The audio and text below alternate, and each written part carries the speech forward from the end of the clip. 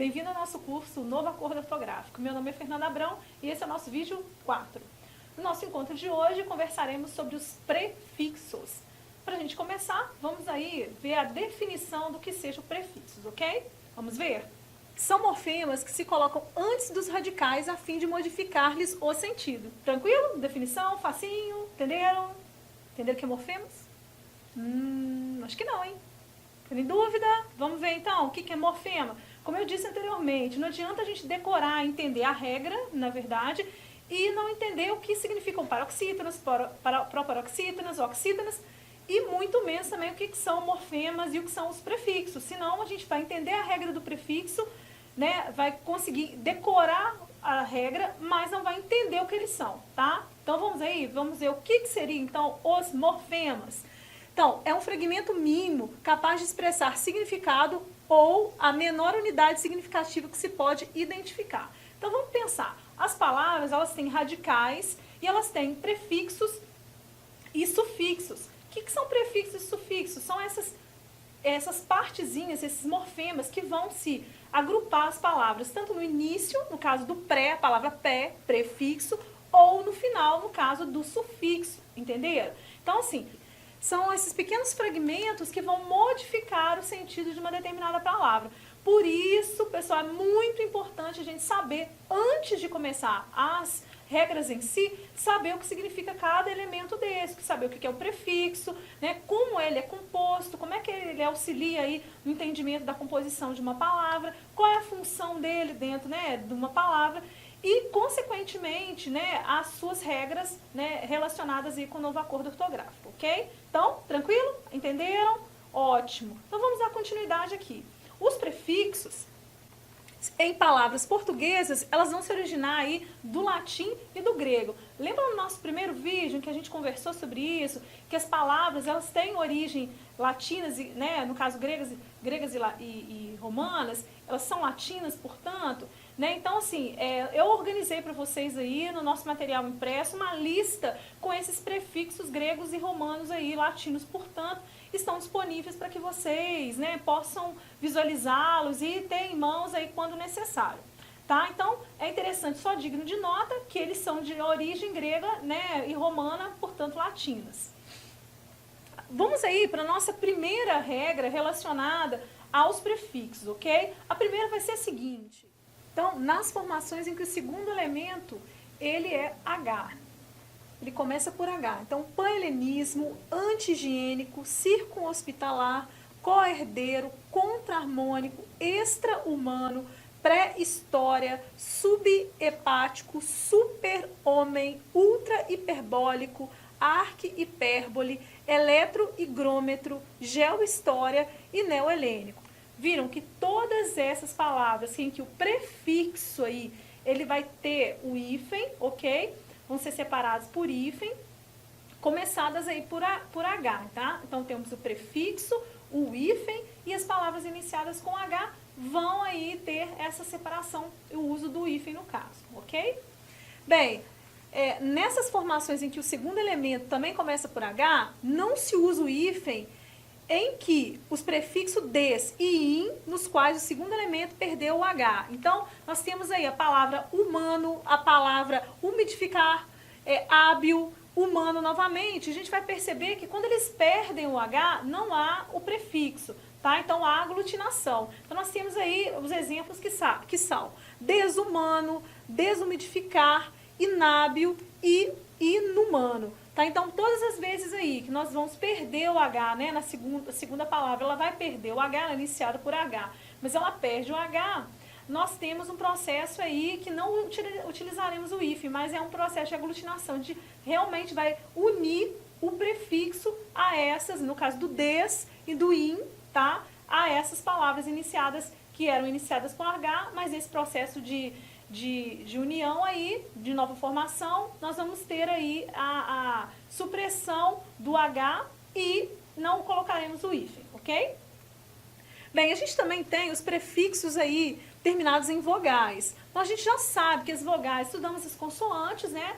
Vimos que com esse novo acordo, a inclusão de novas consoantes, mas as vogais, elas continuam as mesmas, as 5 vogais que nós temos, ok? Então, A, E, I e O. Então, todo fonema em cuja emissão do ar passa livremente pela boca ou pelo nariz, sem obstrução, nós chamamos de vogal. E elas são 5 na língua portuguesa, como eu falei também anteriormente, ok? Tranquilo? Isso aí é super simples, não é?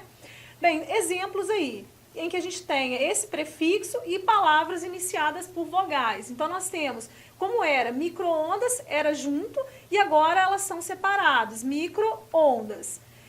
Os falsos prefixos, nós vamos ver também o que significa esses falsos prefixos. Então, possui por si só seu próprio radical e, portanto, seu próprio sentido. Então, lembra como eu disse, a formação de palavras? Então, a gente tem, o radical é aquela parte da palavra em que não há modificação. Feliz, feliz, né, é um radical. Então, se eu coloco in, é o prefixo, e mente, o sufixo. Então, a palavra infelizmente, eu tenho o uso aí de afixos, que são esses fragmentos aí iniciais, ou no final, ou no início, no caso do pré e os sufixos, que formam uma nova palavra, ok? Então, no caso dos falsos prefixos, a gente tem, no radical da palavra, ela já tem o seu próprio sentido, o seu próprio significado. Vamos aqui ver alguns exemplos? Bem, logo mesmo, quando não está agrupada com uma palavra, tem seu significado. Nas formações em que o prefixo ou o pseudo-prefixo termina na mesma vogal, como se, com que se inicia o segundo elemento, nós vamos ter o hífen no caso. Então, olha, anti-ibérico, contra-almirante, infra-axilar, supra-auricular, arqui-irmandade, auto-observação, eletroótica e micro-ondas, ou micro-onda no caso ali que está no singular, ok? Então, percebam que eu tenho o uso do prefixo e do hífen quando eu tiver aí na mesma vogal que se inicia o segundo elemento. No caso, vocês podem perceber, o ante, a próxima palavra, é ibérico. Então, a gente vai ter o hífen sim, ok? Separando essas duas palavras aí. Bem, nas formações com prefixo co, né, o que vai acontecer? Esse vai se aglutinar de uma forma geral com o segundo elemento, mesmo quando iniciado por o. Tá? Então, o que a gente vai ver? Então, essa é a exceção à regra que eu acabei de falar, que é a regra geral. Então, quando houver aí essa vogal, mais esse prefixo for co, eu vou ter o quê? Eu vou ter a união, a junção do prefixo com esse radical, ok? Então, nós temos aqui exemplos. Co-obrigação, co-ocupante, coordenar, cooperação, cooperar, que são elementos aí, exemplos dessa regra, dessa exceção à regra, no caso em que assim, né, a vogal do co, por exemplo, do prefixo, mais a palavra que se inicia, que também é uma outra vogal, porém aqui, nesse caso, a aglutinação dessas palavras e não a separação aí por hífen, como no exemplo anterior. Bem, e aí? Ficaram em dúvida? Por que será que isso acontece? Gente, as regras que nós temos, né, em língua portuguesa, a gente diminuiu bastante essas regras, principalmente com o novo acordo. Diminuiu pelo menos 7 dessas regras. E principalmente as exceções, porém elas ainda existem. Não há, na verdade, uma justificativa sintática ou semântica para algumas dessas exceções que nós veremos aqui também ao longo da nossa conversa de hoje, ok? Bem, nós podemos perceber aqui a questão, né, dos prefixos, o contra, ele tá num processo de oposição. Eu sou contra a discriminação. Auto, por si próprio, eu consigo me autogovernar. Pseudo, falso, né? João era. O pseudo nome do poeta, semi, significa metade. Vou comprar leite semi-desnatado. Né? Compare aí com as significações dos prefixos ante, antes de e infra, que é abaixo de. Então, arque, super, hiper, sobre, todos eles têm o significado de acima. Então, esses são exemplos dos prefixos aí, ou os falsos prefixos. Por quê? Porque no seu próprio radical, como a gente viu, já existe um significado. Tá? Então, se existe esse significado, eles são considerados aí falsos prefixos. E aí, por quê? Porque na sua composição já tem por si só um significado, que nos exemplos que eu descrevi aqui para vocês já estão aí indicados. contra é oposição, auto é por si próprio, pseudo é falso e semi é a metade, ok? Então, isso aí é para esclarecer, na verdade, o que são esses falsos prefixos, ok? Exemplificando aqui, né, esclarecendo um pouco melhor sobre esses itens aí, porque como eu disse anteriormente, se a gente não entende, né, esses elementos da regra, o que significa falsos prefixos, prefixos, né, o que significa oxítonos, paroxítonos, a gente dificilmente vai conseguir compreender aí esses significados dessas regras que já tínhamos anteriormente e se ampliaram ou se modificaram, né, ou foram suprimidas, né, ao longo dessa mudança, né, para a sistematização aí da ortografia nos países de língua portuguesa, ok? Então, nós temos como exemplo, como era antissemita e como fica antissemita. Então, a gente faz o quê? O processo de aglutinação dessas palavras. Por quê? Porque ela realmente são exemplos aí de falsos prefixos. Eu tenho como era subhepático e hoje aí eu tenho separado subhepático. O segundo elemento é indicado por H, como a gente falou, coedição, ele era assim anteriormente, coautor eram separados por hífen, hoje eles já são aglutinados, portanto o prefixo mais a palavra, elas vão se juntar no processo que a gente chama de aglutinação, né? É a junção entre esse prefixo e o radical, né, que forma essa nova palavra, ok? No caso, coedição e coautor. O segundo elemento é indicado por D, H ou R. Não vai mudar, tá? O A de digital. Então, todas as vezes que eu tiver aí o segundo elemento, o D, o H ou o R, não há mudança e, portanto, a gente vai inserir aí, continuaremos inserindo o hífen para separar o prefixo desse radical, no caso da nova palavra.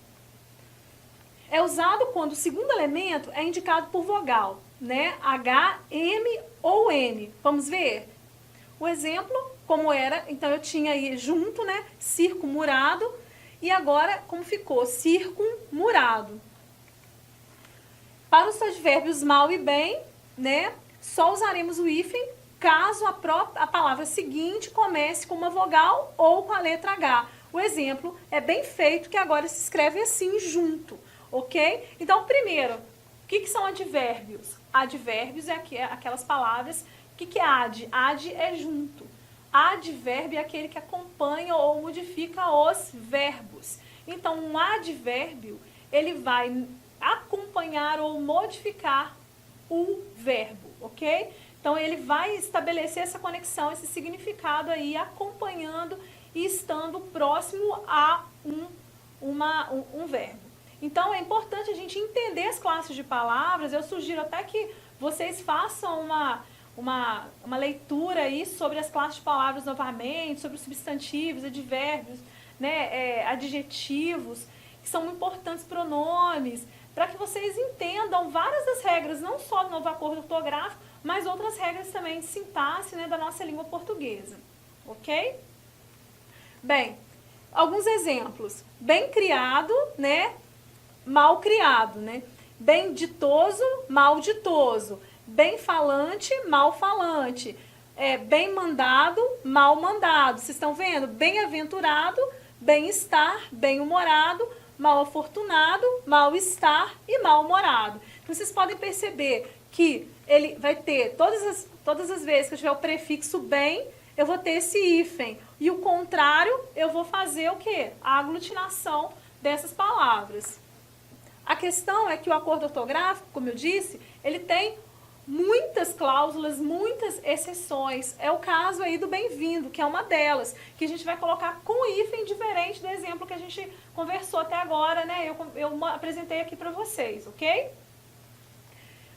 Em muitos compostos, o advérbio bem aparece aglutinado com o segundo elemento, quer este tenha ou não vida à parte. Exemplo, bem-fazeja, bem-feito, bem-feitor, bem-querência. Em muitos compostos, então, o advérbio bem aparece aglutinado, lembra que aglutinado, ele aparece junto, ok? Justaposto aí, juntinho, né, com o segundo elemento, quer esse tenha ou não vida à parte. Então, bem-fazejo, bem-feito, bem-feitor, bem-querência. Então, assim, bem fazer, bem feito, né? Benfeitor, né? Bem mais quem faz alguma coisa. Então, eu estou o quê? Aglutinando essas palavras. E bem-querer, é bem-querência. Então, há essa aglutinação desses elementos, portanto, né? E aí eu não tenho o uso desses